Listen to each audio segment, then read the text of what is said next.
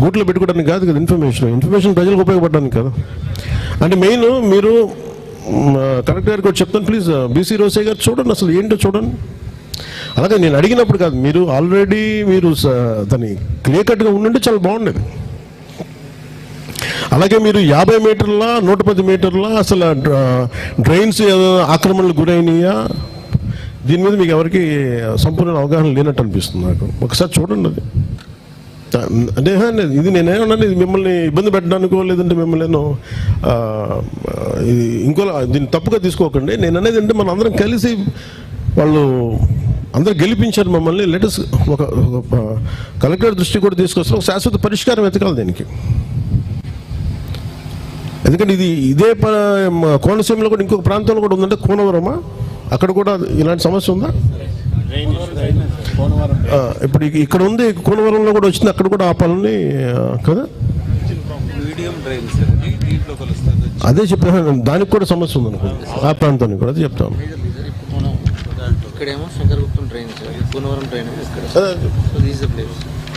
అంటే ఇది ఇప్పుడు ఇలాంటి సమస్య ఈ స్థాయిలో ఉందా కూనవరంలో కూడా? ఇంతే స్థాయిలో మేజర్. ఎందుకంటే నేను చెప్పేది ఎక్కడ పడిపోతున్నాయి అని అంటానికి అసలు ఎందుకు సిల్ట్ తీయలేదు దీని మీద.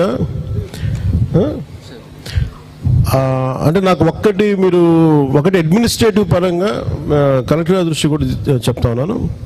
ఇది ఎన్ని సంవత్సరాల నుంచి ఈ సమస్య ఉత్పన్నమైంది నాకు రిపోర్ట్ కావాలి. నాకు పేషి అధికారులు కూడా నేను రిక్వెస్ట్ చేస్తాను, ఇది ఎన్ని సంవత్సరాల నుంచి రిపోర్టు ఈ సమస్య ఉత్పన్నమైంది. ఇది అలా కాదండి రిపోర్ట్. నేను చెప్పాను కదా, ఇది ఒకసారితో అవుతుంది, మనం కూర్చోబెట్టి మాట్లాడుకుందాం. మీరు ఒకటే గుర్తుపెట్టుకోండి, మీ శ్రేయస్సు కోరుకునే ఒక వ్యక్తి ఇక్కడ ఉప ముఖ్యమంత్రి స్థానంలో ఉన్నాడు, అతను మీకోసం నిలబడతాడు. ఇది నమ్మండి అందరూ.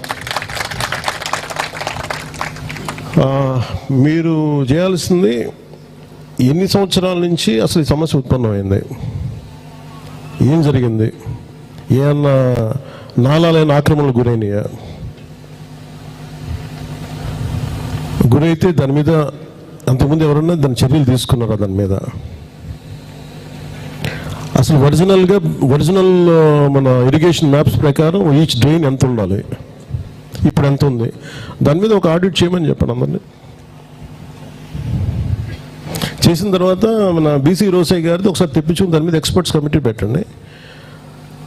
మీరు కలెక్టర్ గారు, నేను హరీష్ కుమార్ గారిని మీరు అడుగుతున్నారు, can you form a committee with ruling NDA coalition leaders తోటి, can you form a committee?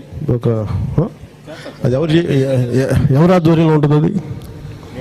మేము ఆల్రెడీ తీసుకెళ్ళాం సార్, సెంట్రల్ నోటీస్లో ఆల్రెడీ పార్లమెంట్ సెషన్స్లోని కోకోనట్ బోర్డ్ అనేది ఇక్కడ ఈ ప్రాంతంలో పెట్టాలనేది కూడా తీసుకెళ్ళాం. ఆ డీటెయిల్స్ కూడా ఓకే, నేను త్వరలోనే మీకు అన్ని డీటెయిల్స్ ప్రకారం మీకు అందజేస్తాను. అంటే కొబ్బరి చెట్టును నమ్ముకున్న వాళ్ళు రోడ్డు మీద పడకూడదండి, ఇది నా కమిట్మెంట్ మీకు కింద. ఇది అంటే ఎందుకంటే ముఖ్యంగా 1,00,000 మంది కొబ్బరి సాగు చేసే రైతాంగం రోడ్ల మీదకి రాకూడదు. దానికి కాంప్రిహెన్సివ్ ప్లాన్, ఒక సమగ్రమైన ఒక ప్రణాళికతోనే మీ దగ్గరికి వస్తాను నేను. దాంట్లో ఈ శంకర్ గుప్తం డ్రైన్ అనేది ఒక చిన్న భాగం అంతే. ఇది నేను భూతద్దంలో